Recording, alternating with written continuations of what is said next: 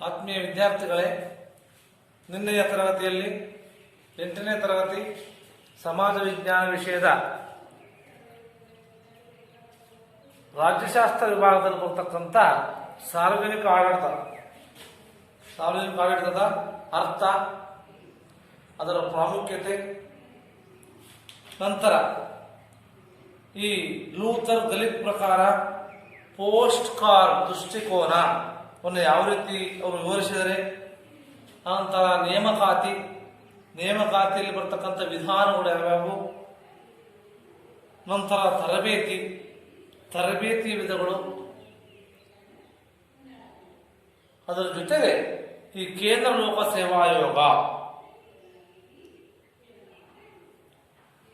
ಅದರ ಕಾರ್ಯಗಳೇನು, ಅದರ ಎಷ್ಟು ಜನ ಸದಸ್ಯರು, ಎಷ್ಟು ಜನ ಅಧ್ಯಕ್ಷರಿರ್ತಾರೆ,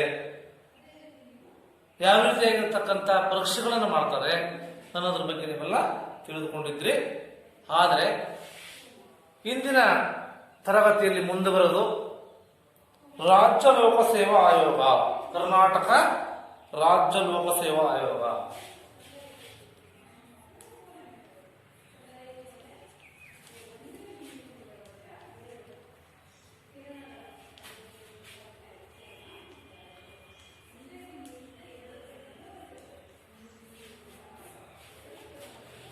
ಕೇಂದ್ರದ ಹಂತದಲ್ಲಿದ್ದಂಥ ಕೇಂದ್ರ ಲೋಕಸೇವಾ ಆಯೋಗದಂತೆ ರಾಜ್ಯಾಂತದಲ್ಲೂ ಸಹ ರಾಜ್ಯ ಲೋಕ ಸೇವಾ ಆಯೋಗವನ್ನು ನಾವು ಸಂವಿಧಾನದ ನಿರ್ದೇಶನನ್ವಯ ಅಸ್ತಿತ್ವದಲ್ಲಿದೆ ಅಂತ ನಾವು ಹೇಳಬಹುದು.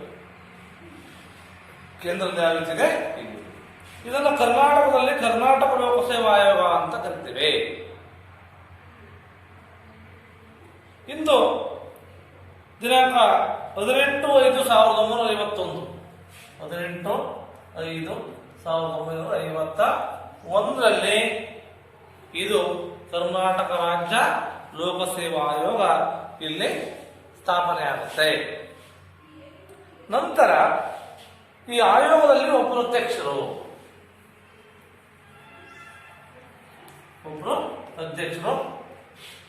ಅದರಲ್ಲೂ ಸಹ ನಿಮಗೆ ಹೇಳಿದ್ದೆ, ಇಲ್ಲಿ ಕೇಂದ್ರ ಲೋಕಸೇವಾ ಆಯೋಗದಲ್ಲಿ ಒಬ್ಬರು ಅಧ್ಯಕ್ಷರು, 10 ಜನ ಸದಸ್ಯರು ಅಂತ.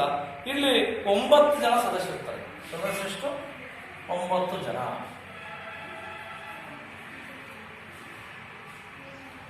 ಇವರುಗಳನ್ನ ರಾಜ್ಯಪಾಲರು ನೇಮಿಸ್ತಾರೆ. ಹೇಳಿದ್ದೆ, ಕೇಂದ್ರ ಲೋಕಸೇವಾ ಆಯೋಗದ ಅಧ್ಯಕ್ಷರನ್ನು ಸದಸ್ಯರನ್ನು ಯಾರು ನೇಮಕ ಮಾಡ್ತಾರೆ ಅಂತ ಹೇಳಿದ್ದೆ, ರಾಷ್ಟ್ರಪತಿಗಳು. ಇಲ್ಲಿ ಕೇಂದ್ರದಲ್ಲಿ. ಇಲ್ಲಾರಪ್ಪ ಅಂತಂದ್ರೆ ಇಲ್ಲಿ ರಾಜ್ಯಪಾಲರು ಈ ಒಂದು ಆಯೋಗದ ರಾಜ್ಯ ಲೋಕಸೇವಾ ಆಯೋಗದ ಅಧ್ಯಕ್ಷರು ಮತ್ತು ಸದಸ್ಯರು ನೇಮಕ ಮಾಡ್ತಕ್ಕಂಥವ್ರಪ್ಪ ಅಂತಂದ್ರೆ ರಾಜ್ಯಪಾಲರಾಗಿರ್ತಾರೆ. ಇವರುಗಳ ಅಧಿಕಾರಾವಧಿ 6 ವರ್ಷ. ನೇಮಕವಾಗಿದ್ದರಿಂದ ಎಷ್ಟು ವರ್ಷ? 6 ವರ್ಷ.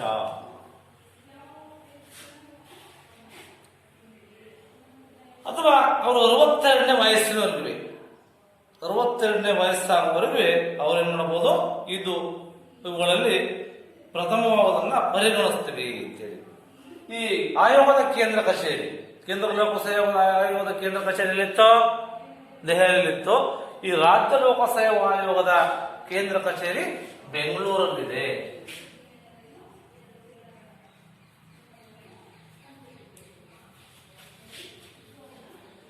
ಏನಪ್ಪ ಅಂದ್ರೆ ಮೈಸೂರು, ಬೆಳಗಾವಿ, ಕಲಬುರಗಿ, ಶಿವಮೊಗ್ಗ ಇವು ಪ್ರಾಂತೀಯ ಕಚೇರಿಗಳನ್ನು ಸಹ ಹೊಂದಿದೆ. ಇದು ಮೇನು ಕೇಂದ್ರ ಕಚೇರಿ ಬೆಂಗಳೂರಲ್ಲಿದ್ದರೆ ಪ್ರಾಂತೀಯ ಕಚೇರಿಗಳಲ್ಲಿ ಶಿವಮೊಗ್ಗ, ಮೈಸೂರು,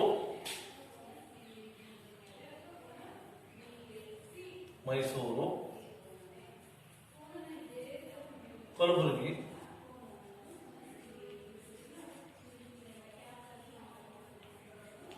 ನಂತರ ಬೆಳಗಾವಿ ಅಂತೇಳಿ 4 ಪ್ರಾಂತೀಯ ಕಚೇರಿಗಳನ್ನ ಇದು ಹೊಂದಿರುತ್ತೆ. ಆದ್ರೆ ಇದು ಏನ್ ಕೆಲಸ ಮಾಡುತ್ತಂದ್ರೆ, ಇದರ ಕಾರ್ಯಗಳೇನು, ಕೇಂದ್ರ ಲೋಕಸೇವಾ ಆಯೋಗದ ಕಾರ್ಯಗಳೇನು ಅಲ್ಲ.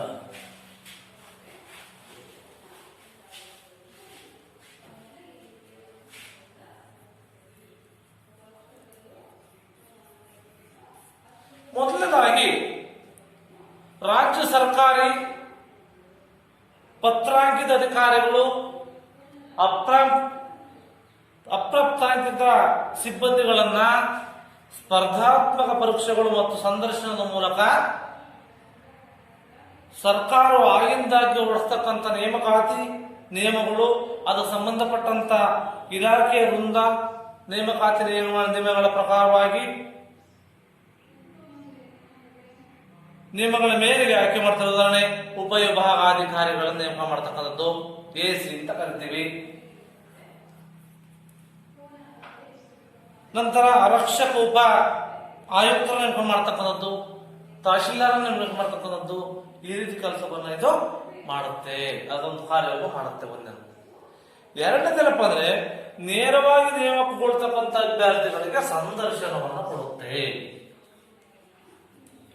ಸಂದರ್ಶನ ಮಾಡ್ತಕ್ಕಂಥ ಕೆಲಸ, ನೇರವಾಗಿ ನೇಮಕ ಆಗ್ತಕ್ಕಂಥವ್ರಿಗೆ ಸಂದರ್ಶನ ಇಂಟರ್ವ್ಯೂ ಅನ್ನು ಮಾಡ್ತಕ್ಕಂಥ ಕಾರ್ಯವನ್ನ ಈ ಒಂದು ರಾಜ್ಯ ಲೋಕಸೇವಾ ಆಯೋಗ ಮಾಡುತ್ತೆ. ನಂತರ ಸರ್ಕಾರಿ ನೌಕರರಿಗೆ ವರ್ಷಕ್ಕೆ 2 ಬಾರಿ ಇಲಾಖೆ ಪರೀಕ್ಷೆಗಳು ಇರ್ತವೆ.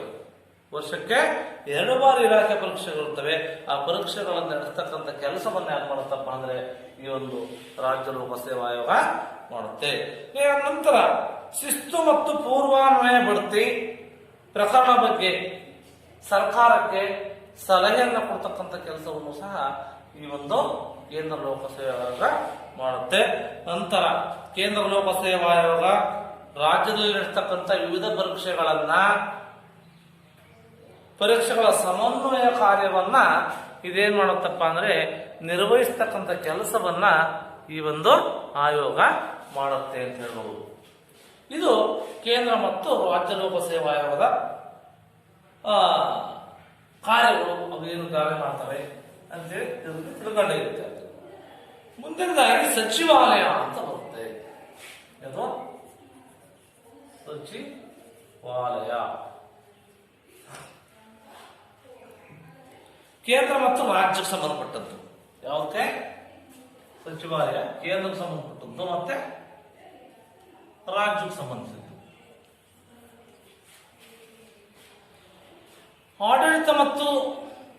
ಆಡಳಿತ ದಕ್ಷ ಮತ್ತು ಯಶಸ್ವಿಯಾಗಿ ಕಾರ್ಯವನ್ನು ನಿರ್ವಹಿಸಬೇಕು ಅಂತಂದ್ರೆ ವಿವಿಧ ಖಾತೆಗಳು, ವಿವಿಧ ಇಲಾಖೆಗಳು ರಚನೆ ಮಾಡಬೇಕಾಗುತ್ತೆ.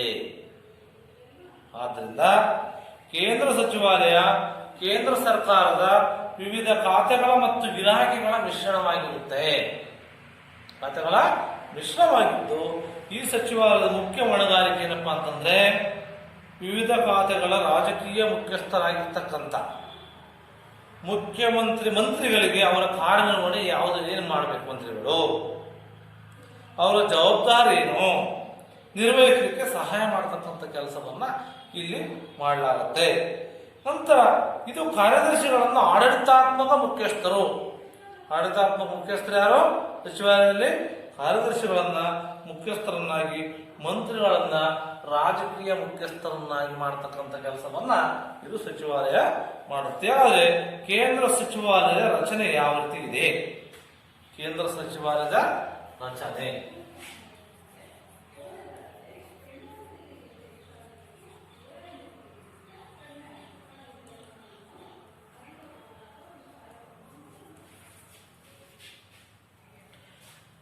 ಈ ಕೇಂದ್ರ ಸಚಿವಾಲಯ ವಿವಿಧ ಖಾತೆಗಳ ಮತ್ತು ಇಲಾಖೆಗಳ ಸಂಗ್ರಹವಾಗಿದ್ದು ಸಂವಿಧಾನದ 77 ವಿಧಿ ಪ್ರಕಾರವಾಗಿ ರಾಷ್ಟ್ರಾಧ್ಯಕ್ಷರು ಭಾರತದ ಸರ್ಕಾರದ ಆಡಳಿತ ವ್ಯವಹಾರಗಳನ್ನ ಸುಗಮವಾಗಿ ನಿರ್ವಹಣೆ ಮಾಡಬೇಕು ಅಂತೇಳಿ ತೀರ್ಮಾನ ಮಾಡೋದ್ರಿಂದ ಮಂತ್ರಿಗಳಲ್ಲಿ ಆ ವ್ಯವಹಾರಗಳ ಹಂಚಿಕೆ ಮಾಡಲಿಕ್ಕೋಸ್ಕರ ನಿಯಮಗಳನ್ನು ರೂಪಿಸಲಿಕ್ಕೆ ಅಧಿಕಾರವನ್ನ ತಂದಿದೆ. ಇಲ್ಲಿ ಒಬ್ಬ ಕ್ಯಾಬಿನೆಟ್ ಸಚಿವರು ಒಂದು ಸ್ವತಂತ್ರ ಖಾತೆಯನ್ನು ಹೊಂದಿರ್ತಾರೆ. ಕ್ಯಾಬಿನೆಟ್ ಸಚಿವರು ಏನಂತಾರೆ? ಒಂದು ಸ್ವತಂತ್ರ ಖಾತೆಯನ್ನು ಹೊಂದಿರತಕ್ಕಂಥ ಕೆಲಸವನ್ನ ಅವರು ಹೊಂದಿರತಕ್ಕಂಥ ಖಾತೆ ದೊಡ್ಡದಾಗಿದ್ರೆ ಅವರಿಗೆ ಸಹಾಯ ಮಾಡಲಿಕ್ಕೆ ರಾಜ್ಯ ಮಂತ್ರಿಗಳು, ಉಪಮಂತ್ರಿಗಳು ಸಹ ಇಲ್ಲಿರ್ತಾರೆ. ಮಂತ್ರಿಯ ಖಾತೆ ರಾಜಕೀಯ ಮುಖ್ಯಸ್ಥರಾಗಿರ್ತಾರೆ. ರಾಜಕೀಯ ಮುಖ್ಯಸ್ಥರಾಗಿರುವಾಗ ಮಂತ್ರಿ ಆಗ್ತಕ್ಕಂಥವರು ಒಂದು ಖಾತೆಯು ಒಂದಕ್ಕಿಂತ ಹೆಚ್ಚು ಇಲಾಖೆಗಳನ್ನು ಹೊಂದಿರಬಹುದು.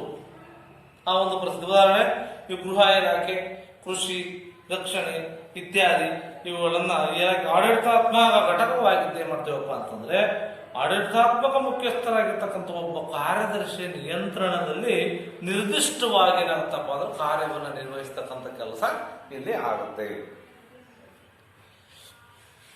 ಈ ಖಾತೆಗಳನ್ನ ನಾವು ಕೆಲವು ವಿಭಾಗಗಳನ್ನಾಗಿ ವಿಂಗಡಿಸ್ತೀವಿ. ಪ್ರತಿಯೊಂದು ವಿಭಾಗವಲ್ಲೇ ಒಬ್ಬೊಬ್ಬ ಅಧಿಕಾರಿಗೆ ವಹಿಸಿಕೊಂಡವರಾಗಿರುತ್ತೆ. ಪ್ರತಿಯೊಂದು ವಿಭಾಗವನ್ನ ಈ ಸಚಿವಾಲಯದ ಶ್ರೇಣಿ ವ್ಯವಸ್ಥೆ ಈ ರೀತಿ ಇರುತ್ತೆ ಅಂತ. ಸಚಿವಾಲಯದ ಶ್ರೇಣಿ ವ್ಯವಸ್ಥೆ ಯಾವ ರೀತಿ ಇರುತ್ತೆ ಅಂತಂದ್ರೆ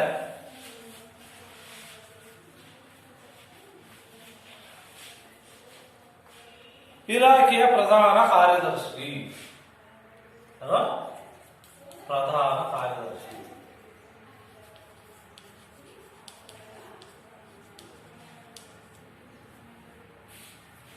ನಂತರ ಒಂದೇದು ಯಾವುದು ಸಚಿವಾಲಯದ ಶ್ರೇಣಿ ವ್ಯವಸ್ಥೆ ಯಾವತ್ತೀವಪ್ಪ ಅಂತ ಶ್ರೇಣಿ ವ್ಯವಸ್ಥೆಗಳು ಸಚಿವಾಲಯದ್ದು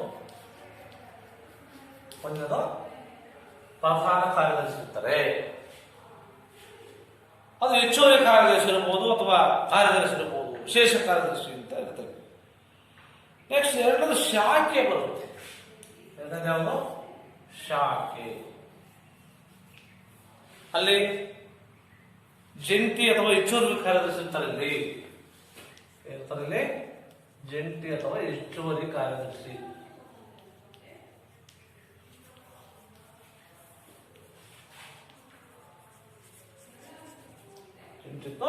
ಹೆಚ್ಚುವರಿ ಕಾರ್ಯದರ್ಶಿ ಇಲ್ಲಿರ್ತಾರೆ. ನಂತರ ವಿಭಾಗ ಡಿವಿಷನ್, ವಿಭಾಗ ಅಥವಾ ಡಿವಿಷನ್ ಇರುತ್ತೆ. ಇಲ್ಲಿ ಮೂರರಂತ ವಿಭಾಗ ಡಿವಿಷನ್.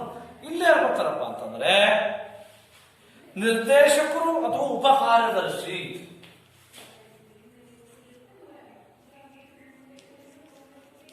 ನಿರ್ದೇಶಕರು ಅಥವಾ ಉಪ ಕಾರ್ಯದರ್ಶಿಗಳು ಇರ್ತಾರೆ ಇಲ್ಲಿ.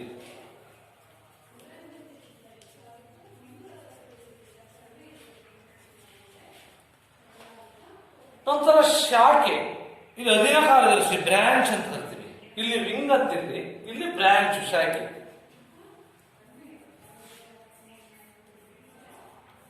ಶಾಖೆ ಏನ್ ಬರುತ್ತೆ, ಈ ಒಂದು ಬ್ರಾಂಚ್ ಅಧೀನ ಕಾರ್ಯದರ್ಶಿ.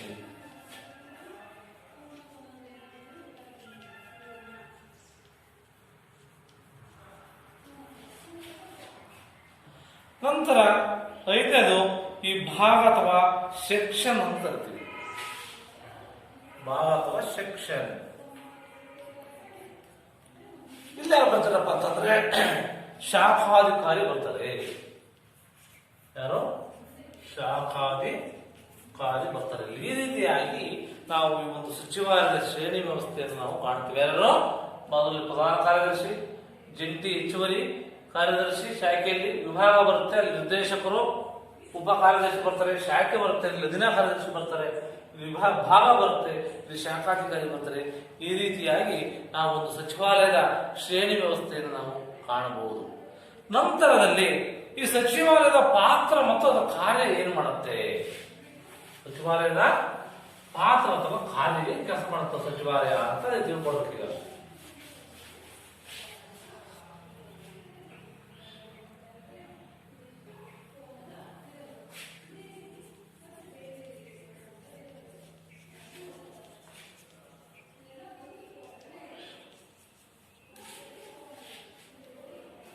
ಸಚಿವಾಲಯ ಸರ್ಕಾರಕ್ಕೆ ಅದರ ಗುರಿ ಸಾಧನೆಗೆ ಸಹಾಯ ಮಾಡತಕ್ಕಂಥ ಒಂದು ಸಂಘಟನೆ. ಸರ್ಕಾರದ ನೀತಿಗಳನ್ನು ರೂಪಿಸುವಾಗ ಮಂತ್ರಿಗಳಿಗೆ ಇದು ಸಹಾಯ ಮಾಡುತ್ತೆ. ಸರ್ಕಾರದ ನೀತಿಗಳನ್ನು ರೂಪಿಸುವಾಗ ಏನ್ ಮಾಡುತ್ತೆ, ಮಂತ್ರಿಗಳಿಗೂ ಸಹಾಯ ಮಾಡುತ್ತೆ. ಮಂತ್ರಿಗಳು ತಮ್ಮ ಸಂಸದೀಯ ಜವಾಬ್ದಾರಿಯನ್ನು ನಿಭಾಯಿಸಲಿಕ್ಕೆ ಸಚಿವಾಲಯವು ಸಹಾಯ ಮತ್ತು ಸಹಕಾರವನ್ನು ಮಾಡತಕ್ಕಂಥ ಕೆಲಸವನ್ನ ಈ ಒಂದು ಸಚಿವಾಲಯ ಮಾಡುತ್ತೆ. ಆಡಳಿತದ ವಿಧಿವಿಧಾನಗಳನ್ನು ಸಚಿವಾಲಯ ತಯಾರಿಸುತ್ತೆ. ಆಡಳಿತಕ್ಕಂಥ ಕೆಲವು ವಿಧಿವಿಧಾನಗಳೇನಿದೆ ಆ ವಿಧಿವಿಧಾನಗಳನ್ನು ಸಹಾಯ ಮಾಡುತ್ತೆ. ಇವನು ತಯಾರು ಮಾಡತಕ್ಕಂಥ ಕೆಲಸವನ್ನ ಇದು ಮಾಡುತ್ತೆ. ಸಚಿವಾಲಯವು ಕೆಲವು ಸಮಸ್ಯೆಗಳನ್ನ ಕೂಲಂಕುಷವಾಗಿ ಪರಿಶೀಲನೆ ಮಾಡಿ, ಸಮಸ್ಯೆ ಇರುತ್ತವೆ ಸರ್ಕಾರ ಸಚಿವಾಲಯ ಅಂದರೆ ಸಮಸ್ಯೆ ಇರ್ತವೆ, ಅವನ್ನೆಲ್ಲ ಸಮಸ್ಯೆಗಳನ್ನ ಕೂಲಂಕುಷವಾಗಿ ಪರಿಶೀಲನೆ ಮಾಡತಕ್ಕಂಥ ಕೆಲಸವನ್ನ ಈ ಒಂದು ಸಚಿವಾಲಯ ಮಾಡುತ್ತೆ. ನಂತರ ಹಣಕಾಸಿನ ಇಲಾಖೆಯೊಂದಿಗೆ ನಿಕಟ ಸಂಪರ್ಕ, ಹಣಕಾಸಿನ ಇಲಾಖೆಯೊಂದಿಗೆ ನಿಕಟ ಸಂಪರ್ಕವನ್ನ ಇಟ್ಕೊಂಡು ಈ ಒಂದು ಆಯವ್ಯಯ ಅಂದಾಜು ಪಟ್ಟಿಯನ್ನು ಸಿದ್ಧಪಡಿಸುತ್ತೆ. ಆಯವ್ಯಯದ ಅಂದಾಜು ಪಟ್ಟಿಯನ್ನ ಸಿದ್ಧಪಡಿಸತಕ್ಕಂಥ ಕೆಲಸವನ್ನ ಈ ಸಚಿವಾಲಯ ಮಾಡುತ್ತೆ. ನಂತರ ಕೇಂದ್ರ ಸರ್ಕಾರ ಉಳಿದ ರಾಜ್ಯ ಸರ್ಕಾರಗಳ ನಡುವೆ ಸಚಿವಾಲಯ ಪ್ರಮುಖ ಸಂಪರ್ಕ ಸೇತುವೆಯಂತೆ ಕಾರ್ಯನಿರ್ವಹಿಸತಕ್ಕಂಥ ಕೆಲಸವನ್ನ ಈ ಒಂದು ಸಚಿವಾಲಯ ಮಾಡುತ್ತೆ, ಎಲ್ಲಾ ಕಾರ್ಯಗಳನ್ನು ಅಂತೇಳಿ ನೀವೆಲ್ಲ ವಿದ್ಯಾರ್ಥಿಗಳೇ ತಿಳ್ಕೊಡ್ಬೇಕು. ನಂತರ ಒಂದು ಒಟ್ಟಿನಲ್ಲಿ ಸಚಿವಾಲಯ ಸರ್ಕಾರದ ನರಮಂಡಲವಾಗಿದೆ. ಇದು ನೀತಿಗಳನ್ನು ರೂಪಿಸತಕ್ಕಂಥ ಕೇಂದ್ರವಾಗಿ ಕಾರ್ಯವನ್ನು ನಿರ್ವಹಿಸತಕ್ಕಂಥ ಕೆಲಸವನ್ನು ಇದು ಸಚಿವಾಲಯ ಮಾಡುತ್ತೆ. ಇದೇ ರೀತಿಯಾಗಿ ರಾಜ್ಯದಲ್ಲೂ ಸಹ ರಾಜ್ಯ ಸಚಿವಾಲಯ ಇದೆ. ಕೇಂದ್ರದಂತೆ ರಾಜ್ಯದಲ್ಲೂ ರಾಜ್ಯ ಸಚಿವಾಲಯ. ಪ್ರತಿಯೊಂದು ರಾಜ್ಯದ ಸಚಿವಾಲಯ ನರಮಂಡಲಂತ ಕಾರ್ಯನಿರ್ವಹಿಸುತ್ತೆ ಅಂತ ಹೇಳ್ಬಿಟ್ಟಿದ್ದೀವಿ. ಹಾಗಾಗಿ ಸಚಿವಾಲಯ ವಿವಿಧ ಇಲಾಖೆಗಳನ್ನು ಹೊಂದಿರುತ್ತೆ. ಈ ಇಲಾಖೆಗಳಿಗೆ ಮಂತ್ರಿಗಳು ರಾಜಕೀಯ ಮುಖ್ಯಸ್ಥರಾಗಿರ್ತಾರೆ. ಪ್ರಧಾನ ಕಾರ್ಯದರ್ಶಿಗಳು ಆಡಳಿತದ ಮುಖ್ಯಸ್ಥರಾಗಿರ್ತಾರೆ. ಮುಖ್ಯ ಕಾರ್ಯದರ್ಶಿಗಳು ರಾಜ್ಯ ಸಚಿವಾಲಯದ ಮುಖ್ಯಸ್ಥರಾಗಿರ್ತಾರೆ. ಆದ್ದರಿಂದ ಕಾರ್ಯದರ್ಶಿಗಳು 1 ಅಥವಾ 2 ಇಲಾಖೆಗಳಿಗೆ ಮುಖ್ಯಸ್ಥರಷ್ಟೇ. ಕಾರ್ಯದರ್ಶಿಗಳು 1 ಅಥವಾ 2 ಇಲಾಖೆಗೆ ಮುಖ್ಯಸ್ಥರಾಗಿರ್ತಾರೆ. ಹಾಗಾಗಿ ಸಾಮಾನ್ಯವಾಗಿ ಭಾರತೀಯ ಆಡಳಿತ ಸೇವಾ ಹಂತದ ಅಧಿಕಾರಿ, ಭಾರತದ ಆಡಳಿತ ಸೇವಾ IAS ಅಧಿಕಾರಿಗಳು ಇರ್ತಕ್ಕಂಥವ್ರು ಇಲ್ಲಿ ಇರುವುದನ್ನು ನಾವು ಕಾಣ್ತೀವಿ. ಇದು ಸಚಿವಾಲಯದ ರಚನೆ ಯಾವ ರೀತಿ ಇದೆ? ರಾಜ್ಯ ಸಚಿವಾಲಯದ ರಚನೆ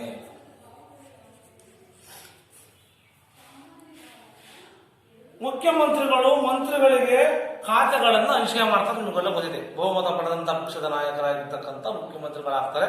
ಅನಂತರ ಅವರು ಮಂತ್ರಿಗಳಿಗೆ ಖಾತೆಯನ್ನು ಹಂಚಿದರೆ ಸಚಿವರ ಖಾತೆ ಸಂಖ್ಯೆಯಲ್ಲಿ ರಾಜ್ಯದಿಂದ ರಾಜ್ಯಕ್ಕೆ ಭಿನ್ನವಾಗಿರುತ್ತೆ. ಕೆಲವು ರಾಜ್ಯದಲ್ಲಿ ಜಾಸ್ತಿ ಇರಬಹುದು, ಕೆಲವು ರಾಜ್ಯದಲ್ಲಿ ಕಡಿಮೆ ಇರಬಹುದು ಅವರು ಸಚಿವರಾಗ್ತಕ್ಕಂಥದ್ದು. ಹಾಗಾಗಿ ಈ ಒಂದು ಖಾತೆಗಳಲ್ಲಿ ಇಲಾಖೆಗಳ ಪೈಕಿ 16ರಿಂದ 35 ಇರುತ್ತೆ. ಸಾಮಾನ್ಯವಾಗಿ ಇಲಾಖೆಗಳ ಪ್ರಕಾರವಾಗಿ 16 ಇರುತ್ತೆ.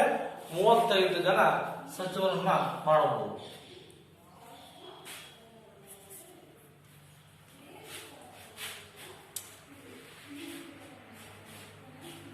ಇಲ್ಲಿ ರಾಜ್ಯದ ಕಾರ್ಯದರ್ಶಿ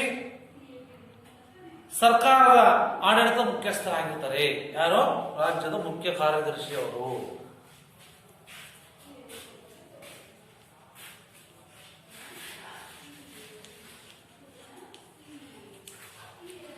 ನಂತರ ಸರ್ಕಾರದ ಆಡಳಿತಾತ್ಮಕ ಮುಖ್ಯಸ್ಥರು ಹೌದು. ಸಚಿವಾಲಯದ ಮುಖ್ಯಸ್ಥರು ಸಹ ಆಗಿರ್ತಾರೆ. ಸರ್ಕಾರದ ಪ್ರತಿಯೊಂದು ಇಲಾಖೆಯಲ್ಲೂ ಸಹ ಒಬ್ಬ ಕಾರ್ಯದರ್ಶಿ ಇರ್ತಾರೆ. ಅವರು ಸಚಿವರಿಗೆ ಎಲ್ಲಾ ರೀತಿಯಾಗಿರ್ತಕ್ಕಂಥ ಆಡಳಿತಾತ್ಮಕ ಸೇವೆಯನ್ನ ಕೊಡ್ತಕ್ಕಂಥ ಕೆಲಸವನ್ನು ಅವರು ಮಾಡ್ತಾರೆ. ಈ ಪ್ರಧಾನ ಕಾರ್ಯದರ್ಶಿಗಳು ಏನ್ ಮಾಡ್ತಾರೆ? ತಮ್ಮ ಕಚೇರಿಯನ್ನ ವಿವಿಧ ಭಾಗಗಳನ್ನಾಗಿ ವಿಂಗಡಿಸ್ತಾರೆ. ವಿವಿಧ ಭಾಗಗಳನ್ನಾಗಿ ವಿಂಗಡಿಸಿ ಪ್ರತಿಯೊಂದು ವಿಭಾಗಕ್ಕೂ ಸೆಕ್ಷನ್ ಆಫೀಸರ್ ಅವರ ಈ ಒಂದು ಮಾರ್ಗದರ್ಶನದಲ್ಲಿ ತಮ್ಮ ಕಾರ್ಯವನ್ನ ನಿರ್ವಹಿಸತಕ್ಕಂಥ ಕೆಲಸವನ್ನು ಮಾಡ್ತಾರೆ. ತನ್ನ ವಿಭಾಗದ ಏನು ಕಾಗದ ಪತ್ರಗಳು ಇರ್ತವೆ, ಈ ಕಾಗದ ಪತ್ರಗಳು ಕಡತಗಳನ್ನ ಪರಿಶೀಲನೆ ಮಾಡಿ ಸಂಬಂಧಪಟ್ಟವರಿಗೆ ತಲುಪಿಸ್ತಕ್ಕಂಥ ಕೆಲಸವನ್ನು ಸಹ ಯಾರು ಮಾಡ್ತಾರೆ? ಆ ಒಂದು ಪ್ರಧಾನ ಕಾರ್ಯದರ್ಶಿಗಳು ಮಾಡ್ತಾರೆ. ಪ್ರತಿಯೊಂದು ವಿಭಾಗದಲ್ಲೂ ಕೆಲವು ತಜ್ಞ ಶೀಘ್ರ ಲಿಪಿಗಾರರು, ಬೆರಳುಚ್ಚುಗಾರರು, ಪ್ರಥಮ ದರ್ಜೆ ಸಹಾಯಕರು, ದ್ವಿತೀಯ ದರ್ಜೆ ಸಹಾಯಕರು ಇರ್ತಾರೆ. ಸಚಿವಾಲಯದ ಇಲಾಖೆಯ ಹಲವು ಹಂತದ ಅಧಿಕಾರಿಗಳನ್ನು ಸಹ ಇದು ಹೊಂದಿರುತ್ತೆ.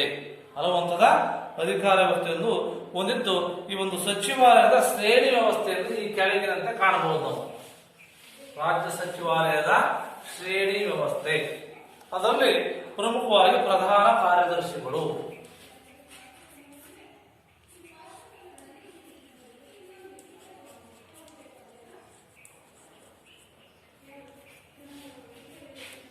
ನಂತರ ವಿಶೇಷ ಕಾರ್ಯದರ್ಶಿ,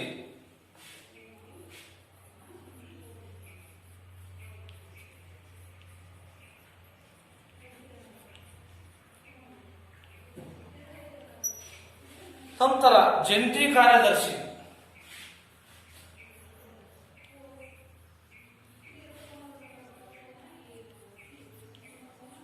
ನಂತರ ಉಪ ಕಾರ್ಯದರ್ಶಿ,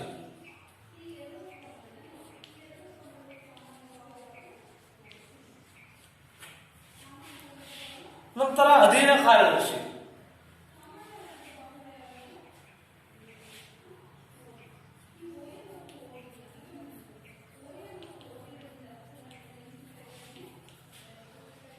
ಸಹ ಕಾರ್ಯದರ್ಶಿ ಮತ್ತೆ ಸೆಕ್ಷನ್ ಆಫೀಸರ್. ಸಹ ಕಾರ್ಯದರ್ಶಿ, ಸೆಕ್ಷನ್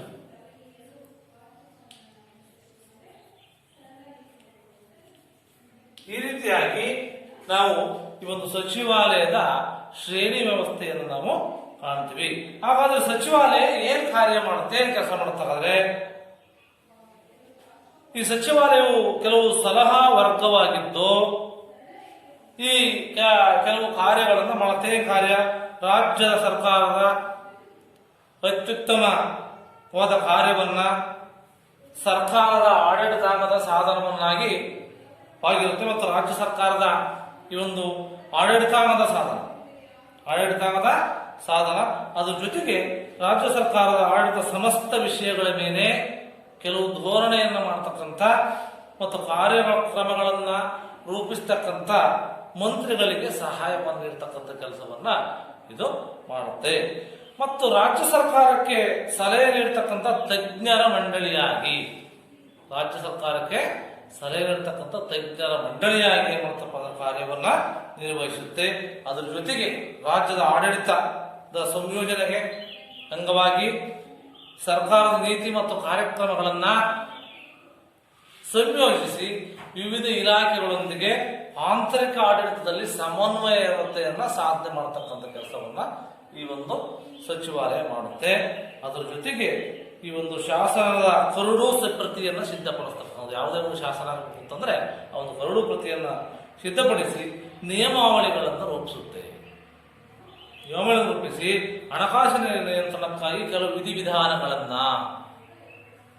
ರೂಪಿಸುವಲ್ಲಿ ಈ ಒಂದು ಮಂತ್ರಿಗಳಿಗೆ ಏನ್ ಮಾಡುತ್ತೆ, ಸಹಾಯ ಮಾಡುತ್ತೆ. ಮತ್ತು ರಾಜ್ಯದ ಆಯವ್ಯಯವನ್ನ, ರಾಜ್ಯದಾಗ್ತಕ್ಕಂಥ ಬಡ್ಜೆಟ್ ಆಯವ್ಯಯ ಅಂದ್ರೆ ಬಡ್ಜೆಟ್ ಅನ್ನ ಸಿದ್ಧಪಡಿಸಿ ಮತ್ತು ಸಾರ್ವಜನಿಕ ವೆಚ್ಚದ ಮೇಲೆ ಬರ್ತಕ್ಕಂಥ ಮಿತಿಯನ್ನ ವಿಧಿಸುತ್ತೆ. ಆ ಒಂದು ಕಾರ್ಯವನ್ನ ಇದು ಮಾಡುತ್ತೆ. ನಂತರ ರಾಜ್ಯ ಸಚಿವಾಲಯವು ರಾಜ್ಯದ ರಾಜಕೀಯ ಆಡಳಿತಾತ್ಮಕ ವ್ಯವಸ್ಥೆಯ ಮೇಲೆ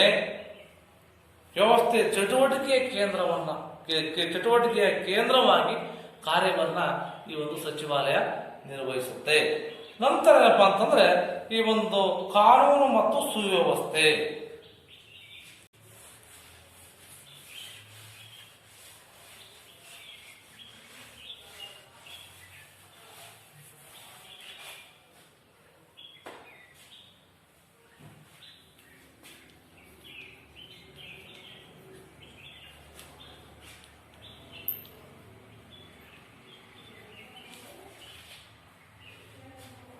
ಏನು ರಾಜ್ಯದ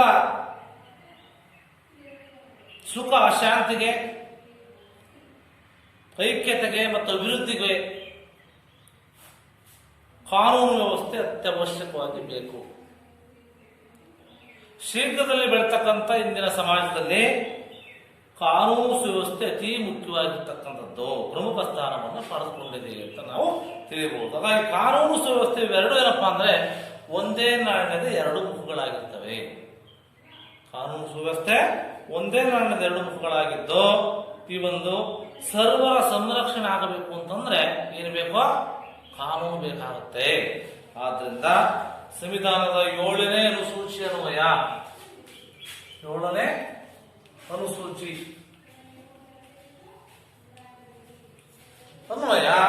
ಏನಾಗತ್ತಪ್ಪ ಅಂತಂದ್ರೆ ರಾಜ್ಯ ಪಟ್ಟಿಯಲ್ಲಿ ಈ ಕಾನೂನು ಸುವ್ಯವಸ್ಥೆಯನ್ನು ತಿಳಿಸಲಾಗಿದೆ. ಕಾನೂನು ಸುವ್ಯವಸ್ಥೆ ನಾವು ಪಟ್ಟಿಯಲ್ಲಿ ರಾಜ್ಯ ಪಟ್ಟಿಯಲ್ಲಿ ತಿಳಿಸಲಾಗಿದ್ದು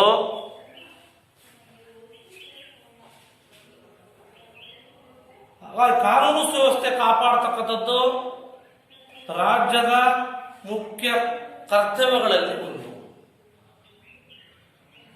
ಕೇಂದ್ರ ಸರ್ಕಾರವು ರಾಜ್ಯಗಳಿಗೆ ಕಾನೂನು ಸುವ್ಯವಸ್ಥೆ ಕಾಪಾಡುವಲ್ಲಿ ಕೆಲವು ನಿರ್ದೇಶನವನ್ನ ನೀಡತಕ್ಕಂಥ ಸಂವಿಧಾನಾತ್ಮಕ ಅಧಿಕಾರವನ್ನ ಇದು ಹೊಂದಿದೆ ಅಂತ ಹೇಳಬಹುದು. ಯಾವುದೋ ಈ ಒಂದು ಕಾನೂನು ಸುವ್ಯವಸ್ಥೆ.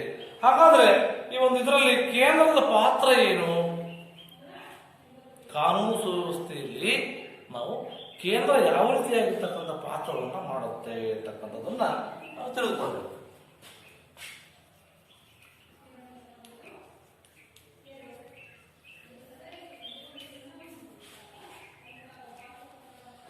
ಕಾನೂನು ಮತ್ತು ಸುವ್ಯವಸ್ಥೆಯನ್ನ ಕಾಪಾಡಲು ಕೇಂದ್ರ ಸರ್ಕಾರದ ಹೊಣೆಗಾರಿಕೆ ಸಂಬಂಧಪಟ್ಟಂತ ಸಂವಿಧಾನದಲ್ಲಿ ಹಲವು ವಿಧಿಗಳಲ್ಲಿ ತಿಳಿಸಲಾಗಿದೆ. ಉದಾಹರಣೆ, ಸಂವಿಧಾನದ 355ನೇ ವಿಧಿ.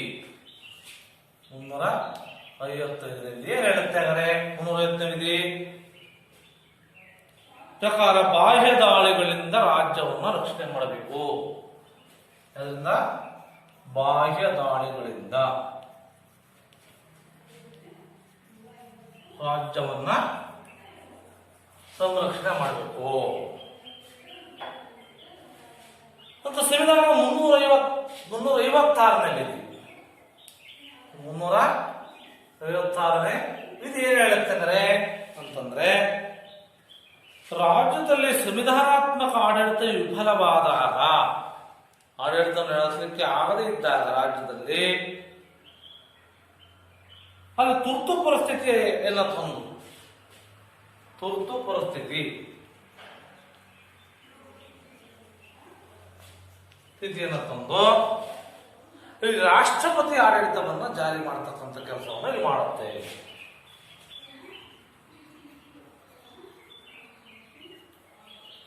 ರಾಷ್ಟ್ರಪತಿ ಆಡಳಿತವನ್ನ ಏನ್ ಮಾಡುತ್ತೆ, ತರಲಿಕ್ಕೆ ಅವಕಾಶ ಮಾಡಿಕೊಡುತ್ತೆ. ಹಾಗಾಗಿ ಸಾರ್ವಜನಿಕ ಭದ್ರತೆ ಒದಗಿಸಲಿಕ್ಕೆ ಕೇಂದ್ರ ಗೃಹ ಮಂತ್ರಾಲಯವು ಕೆಲವು ಅರೆಸೈನಿಕ ಪಡೆಗಳನ್ನು ಬಂದಿದ್ದು, ಕೆಲವು ಅರೆಸೈನಿಕ ಪಡೆಗಳು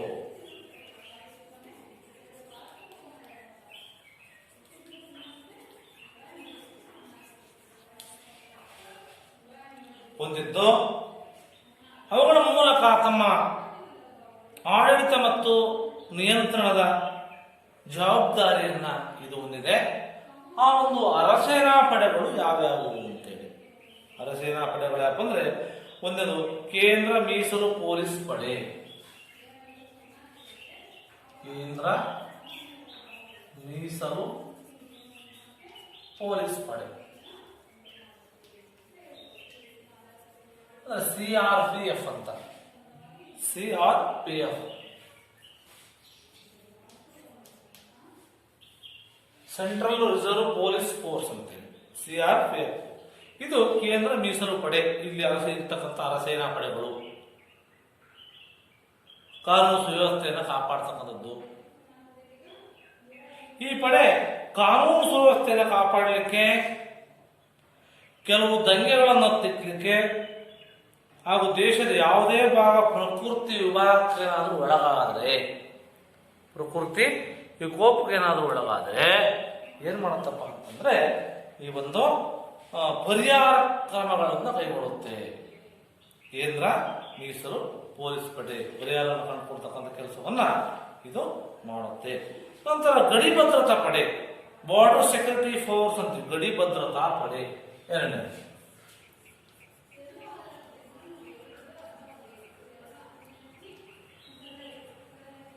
BSF ಅಂತ, BSF ಬಾರ್ಡರ್ ಸೆಕ್ಯೂರಿಟಿ ಫೋರ್ಸ್. ಈ ಗಡಿ ಭಾಗದಲ್ಲಿ ಅಪರಾಧ ಕೃತ್ಯಗಳನ್ನ ತಡೆಗಟ್ಟಲಿಕ್ಕೆ ಇವರನ್ನ ನೇಮಕ ಮಾಡಿದ್ದಾರೆ. ಗಡಿ ಭಾಗದಲ್ಲಿ ಉಗ್ರರು ಬರ್ತಾರೆ, ಅಂತ ಒಂದು ಅಪರಾಧ ಕೃತ್ಯಗಳನ್ನು ಯಾರು ಮಾಡ್ತಾರೆ, ಆ ಒಂದು ಕೃತ್ಯವನ್ನು ತಡೆಗಟ್ಟಲಿಕ್ಕೋಸ್ಕರವಾಗಿ ದೇಶದ ಗಡಿಗಳಲ್ಲಿ ಪೊಲೀಸ್ ಬಂದೋಬಸ್ತನ್ನು ಏರ್ಪಡಿಸ್ತಕ್ಕಂಥ ಕೆಲಸವನ್ನ ಈ ಒಂದು ಗಡಿ ಭದ್ರತಾ ಪಡೆಯವರು ಮಾಡ್ತಾರೆ. ಇಲ್ಲಿ ಗಸ್ತು ತಿರುಗತಕ್ಕಂಥದ್ದು, ಎಲ್ಲಿ ಗಡಿಯಲ್ಲಿ ಗಸ್ತು ತಿರುಗತಕ್ಕಂಥ ಕೆಲಸ ನಂತರ ಗಡಿ ಪ್ರದೇಶದ ಜನರಿಗೆ ಅವರ ಆಸ್ತಿಯ ರಕ್ಷಣೆ ಮಾಡ್ತಕ್ಕಂಥ ಕೆಲಸ, ಗಡಿ ಪ್ರದೇಶದಲ್ಲಿರ್ತಕ್ಕಂಥ ಜನರ ಆಸ್ತಿಯನ್ನ ರಕ್ಷಣೆ ಮಾಡ್ತಕ್ಕಂಥ ಕೆಲಸವನ್ನು ಮಾಡುತ್ತೆ. ನಂತರ ಗಡಿ ಭದ್ರತೆ ಪಡೆಯ ಕೆಲಸ ಇದಾಗಿರುತ್ತೆ. ನಂತರ ರೈಲ್ವೆ ರಕ್ಷಣಾ ಪಡೆ ಮೂರನೇ.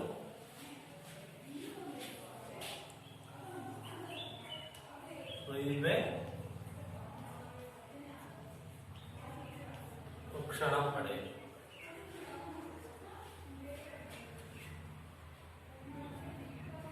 ಇದರ ಕೆಲಸ ಏನಾದ್ರೆ ರೈಲುಗಳಲ್ಲಿನ ಅಪರಾಧಗಳನ್ನು ತಡೆಗಟ್ಟತಕ್ಕಂಥದ್ದು. ಭಾರತ ವಿಶಾಲವಾಗಿರ್ತಕ್ಕಂಥ ದೇಶವಾಗಿದ್ದರಿಂದ ರೈಲುಗಳಲ್ಲಿ ಏನಾಗುತ್ತೆ, ಕೆಲವು ಅಪರಾಧಗಳು, ದರೋಡೆಗಳು ಇವೆಲ್ಲ ಇರ್ತವೆ. ಅವುಗಳನ್ನು ತಡೆಗಟ್ಟಲಿಕ್ಕೋಸ್ಕರವಾಗಿ ನೀವು ರೈಲ್ವೆ ರಕ್ಷಣಾ ಪಡೆಯನ್ನ ನೇಮಕ ಮಾಡ್ತಕ್ಕಂಥ ಕೆಲಸ, ಅವುಗಳನ್ನು ತನಿಖೆ ಮಾಡ್ತಕ್ಕಂಥದ್ದು, ಏನೋ ತನಿಖೆ ಮಾಡ್ತಕ್ಕಂಥ ಕೆಲಸವನ್ನು ಮಾಡುತ್ತದೆ.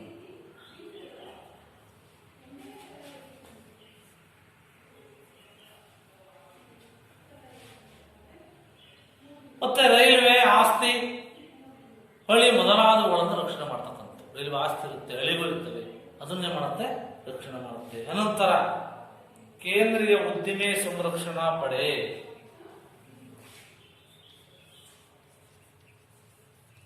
ಕೇಂದ್ರೀಯ ಉದ್ದಿಮೆ ಸಂರಕ್ಷಣಾ ಪಡೆ.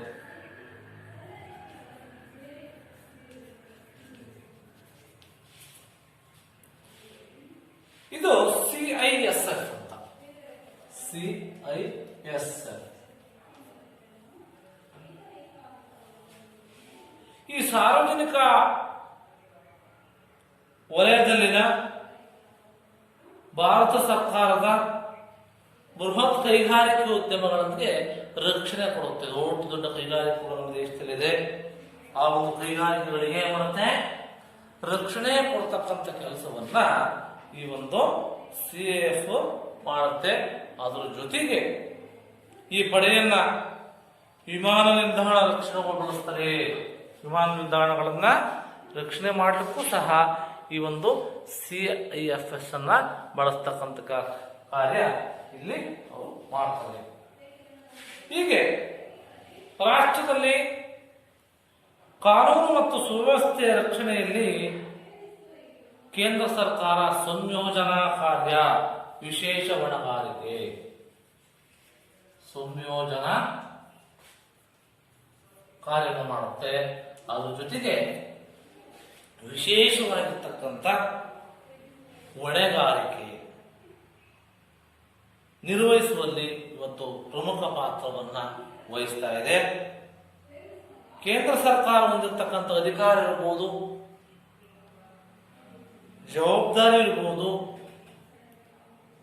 ತಜ್ಞ ಸೇವೆ ಇರಬಹುದು.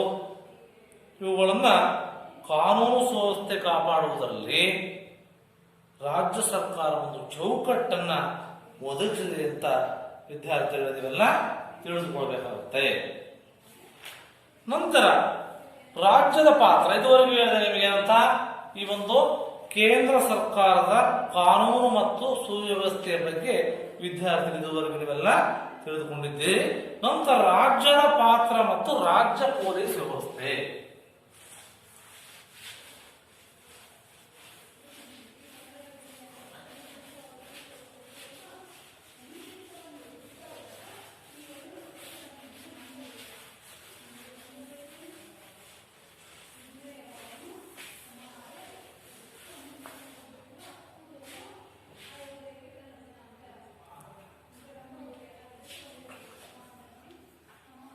ರಾಜ್ಯದ ಪಾತ್ರ ಮತ್ತು ಪೊಲೀಸ್ ವ್ಯವಸ್ಥೆ.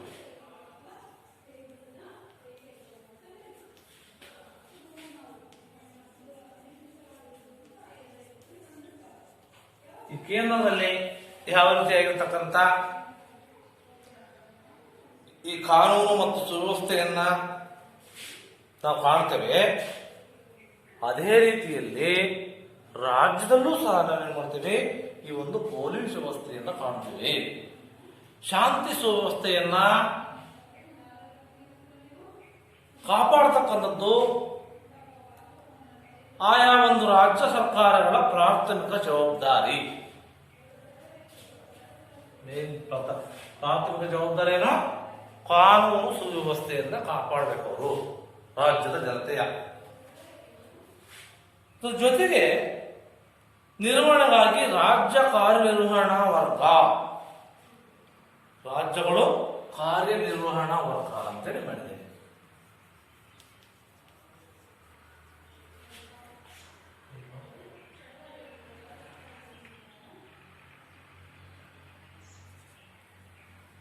ಕಾರ್ಯನಿರ್ವಹಣಾ ವರ್ಗ.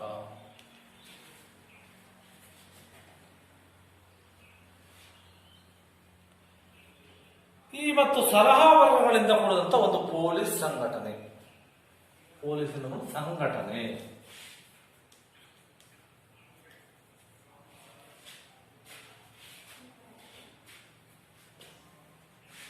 ಸಂಘಟನೆಯನ್ನ ಹೊಂದಿದೆ. ಆದ್ರಿಂದ ರಾಜ್ಯಗಳಲ್ಲಿ ಪೊಲೀಸ್ ಖಾತೆಯು ಗೃಹ ಮಂತ್ರಿಯ ಅಧೀನದಲ್ಲಿರುತ್ತೆ.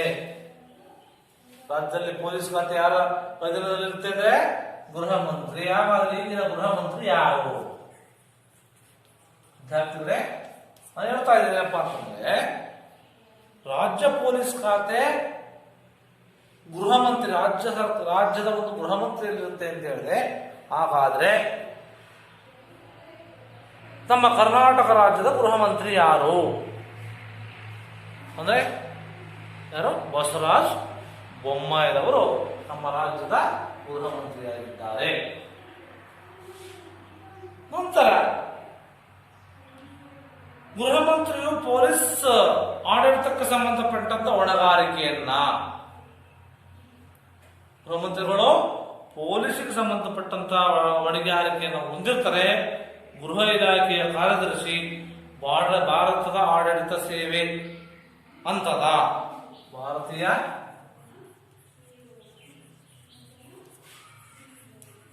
ಆಡಳಿತ ಸೇವೆ IAS, ಇಂಡಿಯನ್ ಅಡ್ಮಿನಿಸ್ಟ್ರೇಟಿವ್ ಸರ್ವಿಸ್ ಅಂತ ಕರಿತೀವಿ. ಇಲ್ಲಿ ಈ ಸೇವಾ ಹಂತದ ಅಧಿಕಾರಿಯಾಗಿದ್ದು ಆಡಳಿತಾತ್ಮಕ ಮುಖ್ಯಸ್ಥರು ಸಹ ಆಗಿರ್ತಾರೆ. ಏನಾಗಿರ್ತಾರೆ? ಆಡಳಿತಾತ್ಮಕ ಮುಖ್ಯಸ್ಥರು ಸಹ ಅವರು ಆಗಿರ್ತಾರೆ. ಹಾಗಾಗಿ ಇವರು ಗೃಹ ಮಂತ್ರಿಯ ಕರ್ತವ್ಯ ನಿರ್ವಹಣೆಯಲ್ಲಿ ಸಲಹೆ ಮತ್ತು ಸಹಾಯವನ್ನು ಸಹ ಕೊಡ್ತಾರೆ. ಯಾರಿಗೆ? ಗೃಹ ಮಂತ್ರಿಗೆ. ಗೃಹ ಇಲಾಖೆಯು ಪೊಲೀಸ್ ಆಡಳಿತದ ಮೇಲ್ವಿಚಾರಣೆಯ ಸಂಬಂಧಪಟ್ಟಂತೆ ಮತ್ತು ಸಂಯೋಜನಾ ಕಾರ್ಯವನ್ನು ಸಹ ಇದು ನಿರ್ವಹಿಸತಕ್ಕಂಥ ಕೆಲಸವನ್ನ ಈ ಒಂದು ರಾಜ್ಯ ಪೊಲೀಸ್ ಇಲಾಖೆ ಮಾಡುತ್ತೆ. ಇದರಲ್ಲಿ ನಾನು ಹೇಳಿದೆ, ಈಗ ರಾಜ್ಯ ಪೊಲೀಸ್ ಸಂಘಟನೆಯ ರಚನೆ ಯಾವ ರೀತಿ ಇದೆ? ರಾಜ್ಯ ಪೊಲೀಸ್ ಸಂಘಟನೆಯ ರಚನೆ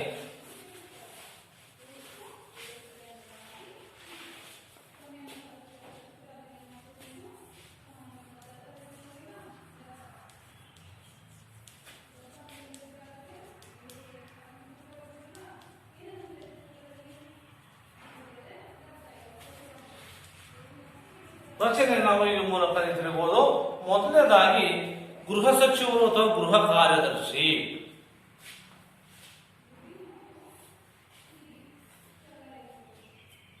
ಯಾರು? ಗೃಹ ಸಚಿವರು. ಗೊತ್ತಿದೆ, ಗೃಹ ಸಚಿವರಿಗೆ ಹೊಸ ಬೊಂಬಾಯಿ ಅಂತೀರಿ. ನಂತರ ಗೃಹ ಕಾರ್ಯದರ್ಶಿ.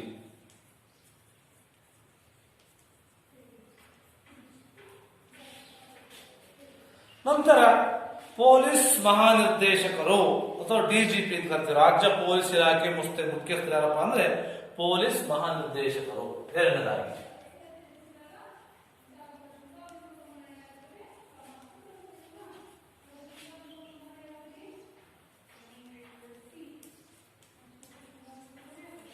ಪೊಲೀಸ್ ಮಹಾನಿರ್ದೇಶಕರು ಅಂದ್ರೆ ಇವರು ರಾಜ್ಯ ಪೊಲೀಸ್ ಇಲಾಖೆ ಮುಖ್ಯಸ್ಥರು ಆಗಿರ್ತಾರೆ. DGP ಅಂತ ಕರಿತೀವಿ. DGP ಇವರು ರಾಜ್ಯ ಪೊಲೀಸಿನ ಏನಾಗಿರ್ತಾರೆ, ಇಲಾಖೆ ಮುಖ್ಯಸ್ಥರು.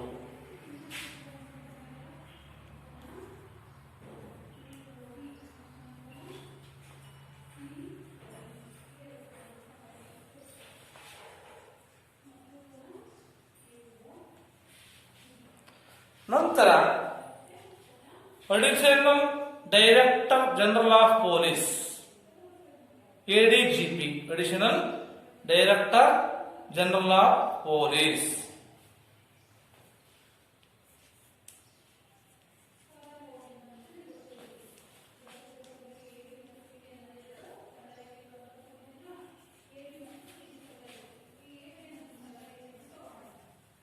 ಎಡಿಜಿಪಿ.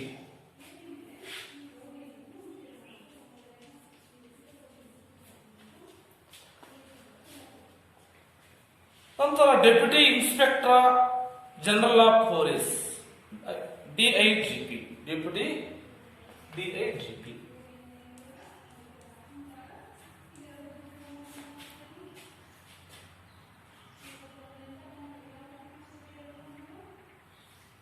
ನಂತರ ವಲಯ ಕಚೇರಿಯ ಮುಖ್ಯಸ್ಥರು, ಇದಾದ ನಂತರ ವಲಯ ಕಚೇರಿ ಮುಖ್ಯಸ್ಥರು ಬರ್ತಾರೆ.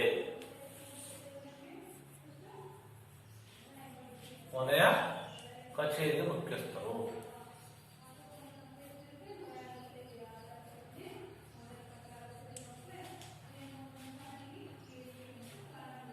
ನಂತರ ಸೂಪರಿಂಟೆಂಡೆಂಟ್ ಆಫ್ ಪೊಲೀಸ್, ಎಸ್ಪಿ, ಜಿಲ್ಲಾ ಪೊಲೀಸ್ ವರಿಷ್ಠಾಧಿಕಾರಿ ಅಂತ ಕರಿತೀವಿ.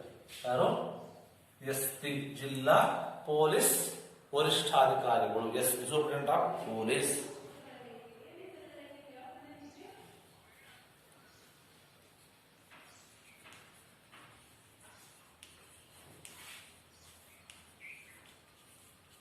ಡಿಸ್ಟ್ರಿಕ್ಟ್ ಒಬ್ಬರು ಈ ಒಂದು ಜಿಲ್ಲಾ ಪೊಲೀಸ್ ವರಿಷ್ಠಾಧಿಕಾರಿಗಳು ಇರ್ತಾರೆ, ಎಸ್ಪಿ ಅಂತ ಕರಿತೀವಿ ಅವ್ರನ್ನ.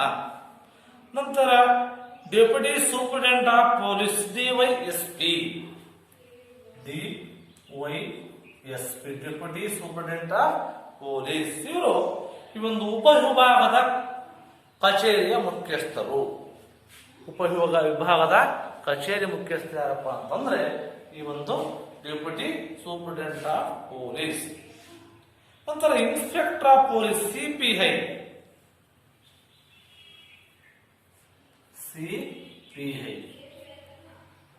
ಇನ್ಸ್ಪೆಕ್ಟರ್ ಆಫ್ ಪೊಲೀಸ್ ಅಂದ್ರೆ ವೃತ್ತ ಕಚೇರಿಯ ಮುಖ್ಯಸ್ಥರು. ಆ ಒಂದು ಸರ್ಕಲ್ಗೆ ಸಂಬಂಧಪಟ್ಟಂತ, ವೃತ್ತಕ್ಕೆ ಸಂಬಂಧಪಟ್ಟಂತ ಕಚೇರಿ ಮುಖ್ಯಸ್ಥರಪ್ಪ ಅಂದ್ರೆ ಈ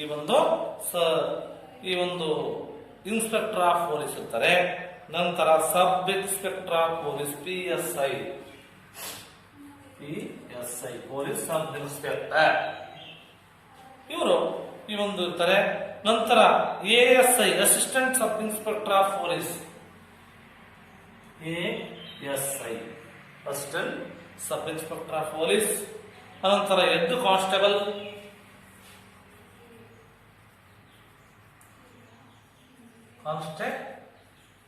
ಕಾನ್ಸ್ಟೇಬಲ್. ನಂತರ ಪೊಲೀಸ್ ಕಾನ್ಸ್ಟೇಬಲ್,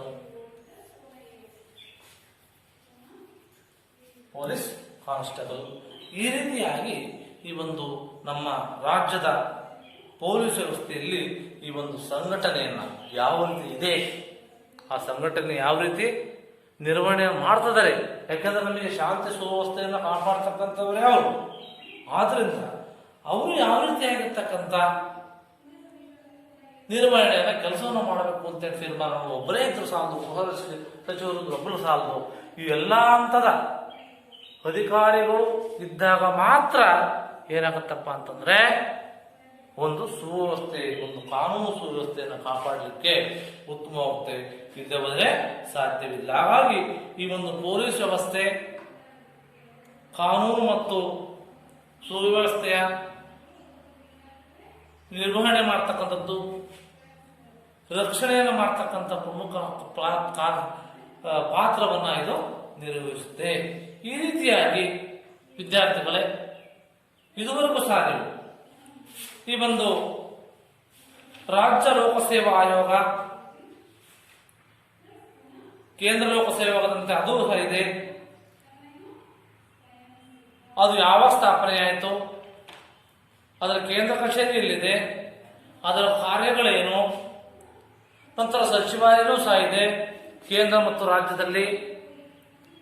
ಅದರ ಸಚಿವಾಲಯದ ರಚನೆ ಯಾವ ರೀತಿ ಇದೆ, ಸಚಿವಾಲಯ ಏನು ಕೆಲಸ ಮಾಡುತ್ತೆ, ಅದರ ಪಾತ್ರ ಕಾರ್ಯ ಏನು. ಅದೇ ರೀತಿಯಾಗಿ ರಾಜ್ಯ ಸಚಿವಾಲಯವೂ ಸಹ ಇದೆ, ಆ ರಾಜ್ಯ ಸಚಿವಾಲಯದ ರಚನೆ ಯಾವ ರೀತಿ ಇದೆ ಮತ್ತು ರಾಜ್ಯ ಸಚಿವಾಲಯದ ಕಾರ್ಯಗಳೇನು ಮತ್ತು ಕಾನೂನು ಸುವ್ಯವಸ್ಥೆಯನ್ನು ಯಾವ ರೀತಿಯಾಗಿ ಕಾಪಾಡುತ್ತೆ. ಮತ್ತೆ ಕೇಂದ್ರದಲ್ಲಿ ಕಾನೂನು ಸುವ್ಯವಸ್ಥೆ ಮತ್ತು ಕೇಂದ್ರದ ಪಾತ್ರ, ರಾಜ್ಯದ ಪಾತ್ರ, ರಾಜ್ಯ ಪೊಲೀಸ್ ವ್ಯವಸ್ಥೆಯಲ್ಲಿ, ಇದರ ಬಗ್ಗೆ ವಿವರಾತ್ಮಕವಾಗಿ ನೀವೆಲ್ಲ ಉತ್ತಮವಾಗಿ ತಿಳ್ಕೊಂಡಿದ್ದೀರಿ ಅಂತೇಳಿ ಈ ಸಂದರ್ಭದಲ್ಲಿ ಹೇಳಬಹುದು. ಎಲ್ಲರಿಗೂ ಸಹ ತುಂಬ ಧನ್ಯವಾದಗಳು.